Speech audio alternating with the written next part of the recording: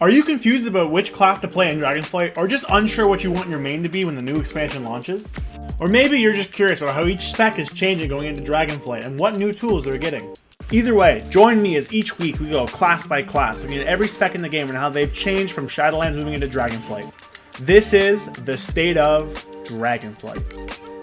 Today, we're going to be talking about Enhancement Shaman. Now, Enhancement Shaman is the melee DPS spec for Shaman. There's a really interesting way of combining kind of a melee with your stuff like Storm Strike and Lava Lash, with more of a caster with Maelstrom Weapon with your spells like Lightning Bolt, Chain Lightning, and stuff like that. So I think it's a really interesting mix of kind of this Battle Mage-esque type of class, where you're in there, you're hitting stuff, but you also have abilities to hit from range whenever that happens. Now, a quick apology on how long this one took me to get out. I wasn't sure if I was going to continue this series, however, I've decided I'm going to. We're going to change it slightly. I'm going to cover all the DPS specs first, then we'll go back to healers, and then we'll do tanks. So instead of doing each class, we'll do by, spec. Not spec per se, but, we'll do like DPS and whatever. So we're going to start with Enhancement Shaman. So Enhancement Shaman in Shadowlands. What are its strengths? What are its weaknesses? So starting with strengths, they have a very strong sustained single target. So in a lot of scenarios, if Enhancement Shaman can stick on the boss and doesn't get forced off due to mechanics or whatever, they have really strong damage with stuff like Hot Hand, Stormbringer, stuff like that allows them to kind of just stick on that boss and deal really good damage over time. Another strength is they have really good AoE and cleave into a single target. They have stuff like Lava Lash procs that increase the damage of their Lava Lash, Flame Shock. Flame Shock procs increase the damage of their Lava Lash. Bleh, sorry about that. That can really funnel damage into one single target. They have a lot of different builds for different situations, which is pretty good. They also have a very versatile group utility toolkit for dungeons. They have stuff like they have a really good ranged kick. They have stuff like a fear immune. They have stuff like a stun totem. They have Earth Ellie if needed. They have a very strong utility kit for dungeons. They're also fairly mobile. They are the only shaman with Spirit Walk, which is a movement speed increase, as well as Ghost Wolf. However, they still don't have an instant movement cooldown. And finally, Wind Fury Totem allows them to have a spot in raid. It boosts your other melee. And realistically, this is the way that Enhancement Shaman will get into a raid scenario. So that was a really good thing that was added in Shadowlands for them. Now, they do have some weaknesses as well. The largest of these is that they have very, very high variance. So a lot of their damage comes from procs. Stormbringer and Maelstrom weapons are both proc rate stuff. And Hot Hand, one of your strongest abilities, which allows you to do a ton of damage with your Lava Lash, is also on a proc rate. Their AoE toolkit requires you to heavily invest towards it right now, and is only really average and can still be quite punishing if you mess up. So they really do have a downside in AoE without heavy investment, and are still pretty easy to mess up when doing that. They're very reliant on uptime. I know I said they have really good sustained damage. That in turn means that any high movement or any intermissions will severely kill their ability to do that damage that they're good at. Another one, they don't have any form of instant movement, which can be bad in a lot of scenarios. If they have Spirit Walks, not a big of a deal, as some of the other Shaman specs. Because they don't have that instant movement, they do fall prey to some things that you need an instant movement speed for. Finally, they do have a very punishing playstyle, so to speak. You kind of have to be on the ball at all times, reacting to your procs and reacting to your managing your cooldowns. They have a lot of short cooldowns that you have to be using, or else you're going to be losing it on damage. You really need to be using those Maelstrom weapon stacks, really need to be using those Lava Lash procs, those Stormbringer procs, really be using those short cooldowns you have, like Sundering, like Crash Lightning, like your Wolves. Or else you will just be missing out on the damage potential that you have, so you really need to be staying on the ball for these things. Now, those are interesting. They have those strong needs in the term of sustained single target, funnel AoE, and that kind of stuff. And those things I don't think are going to be changing too much in Shadowlands. I don't think their weaknesses, they're still going to have pretty high variance due to procs. They're still going to have a playstyle that requires you to be really on the ball when using things.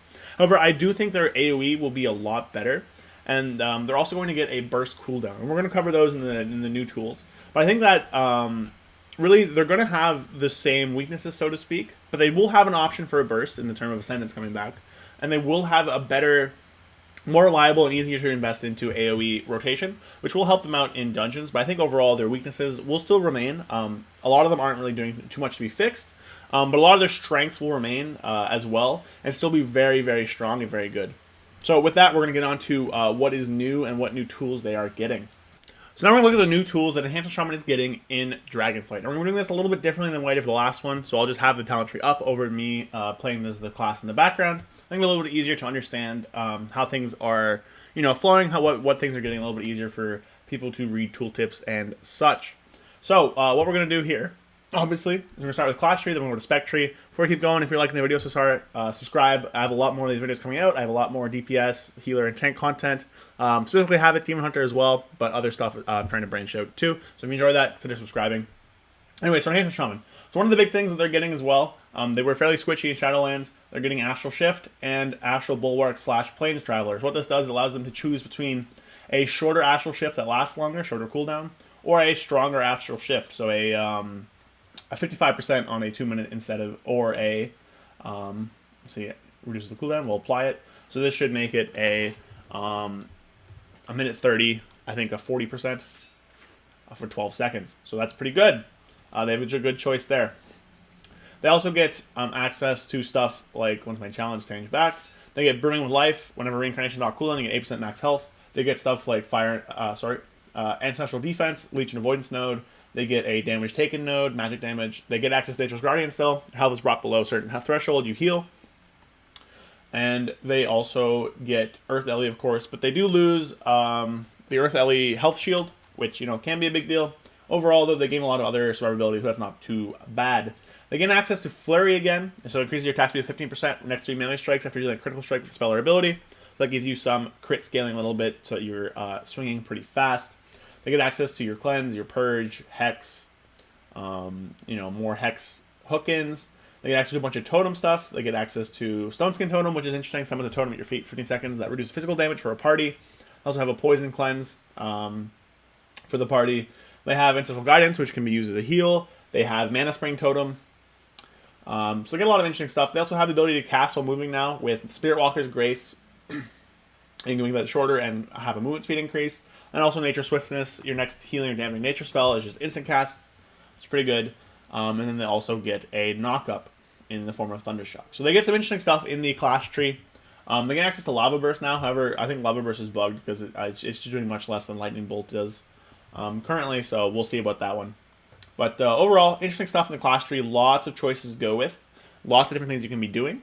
So I think this would be really interesting to see how Enhancement Shaman shapes up with that. But they get a lot of new utility tools that are pretty cool.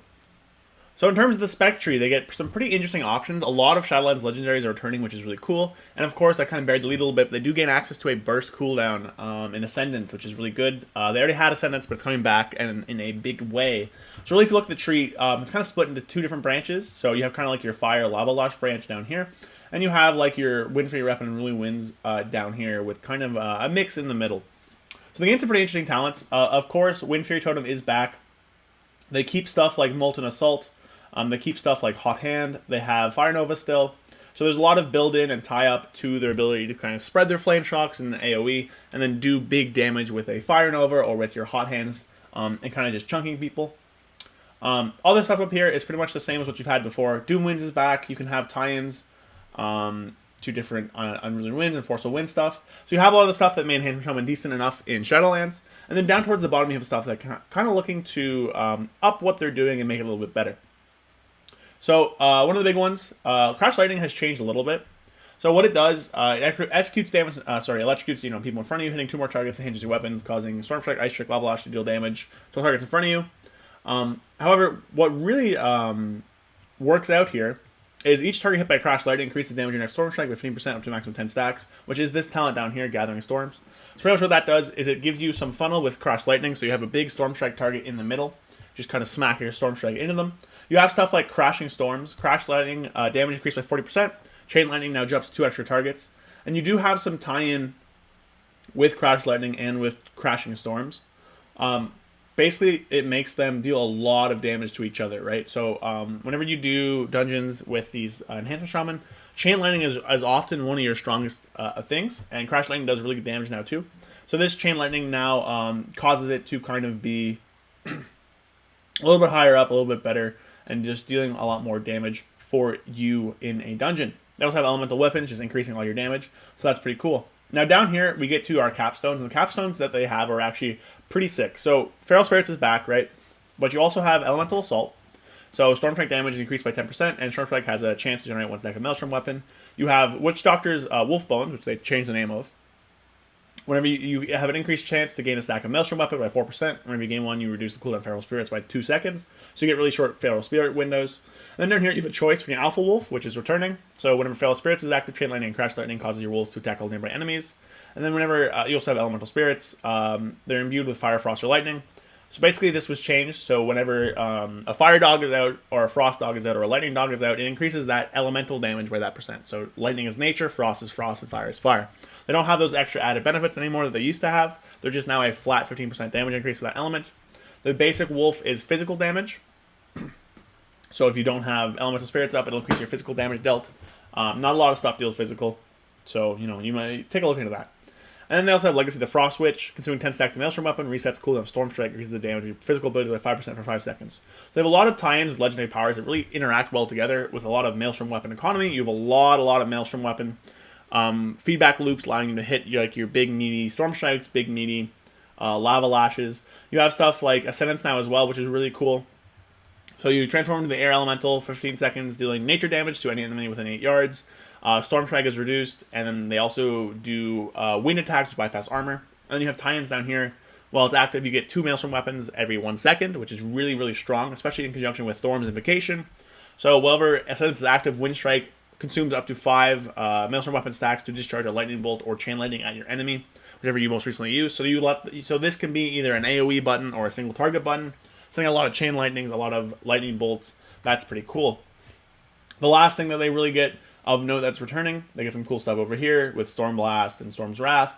But the last thing is Primordial Wave. So this was used in Cleave, being able to spread more Flame Shocks.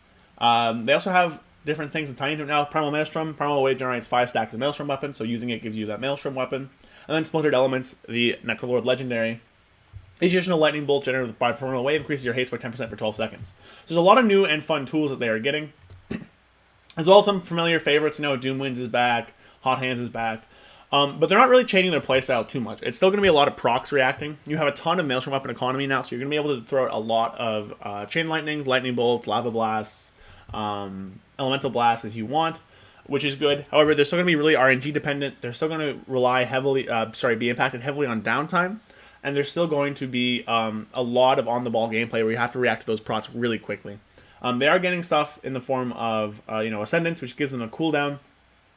And they are doing some more AoE damage that's pretty much easier to talent into with Crashing Storms and Crash Lightning. So that's pretty good. Being able to do more AoE damage is always good. And it doesn't take that much investment anymore, just kind of 2 points. And you want to come down here pretty much anyways to get to Feral Spirits. Of course, you can come to the other sides, but neither here nor there. Them getting a lot of legendaries too really increases their power. It really allows them to do a lot of crazy things they weren't able to before. They're looking to be fairly much the same as they were in Shadowlands, with a bunch of new tools and options to kind of enhance that playstyle. So if you liked Enhancement Shaman in Shadowlands, you're going to like it in Dragonflight. It just has more tools and more options to kind of go into that Battle Mage casting Shaman that they had before. Throwing out those instant cast Lightning Bolts, instant cast Chain Lightnings. And it feels pretty fun to play. I'm not an Enhancement Shaman player myself, but I had fun playing it. Just pushing all those buttons that lights up, kind of tickles that little monkey part of your brain. So I think it's going to be in a pretty fun spot. Of course, Windfairy Totem is still here, so it's going to be pretty good. No matter what, Hot Hands is still here. I still think it's going to have pretty good sustained damage with a burst option, so that'll be pretty interesting now. So we'll see how it turns out, but yeah, that's kind of the state of Enhancement Shaman. We'll see where that goes once tuning starts. We'll see where it goes once the game launches, but that's kind of my thoughts on it. So if you guys enjoyed the video, let me know. Of course, we're going through the DPS stuff now, so we'll do an Elemental Shaman next, and probably move on to the Hunter specs. So if you're excited for that, hit us, leave a sub, leave a like, leave a comment. I appreciate everybody's support, and thank you guys. See you next time.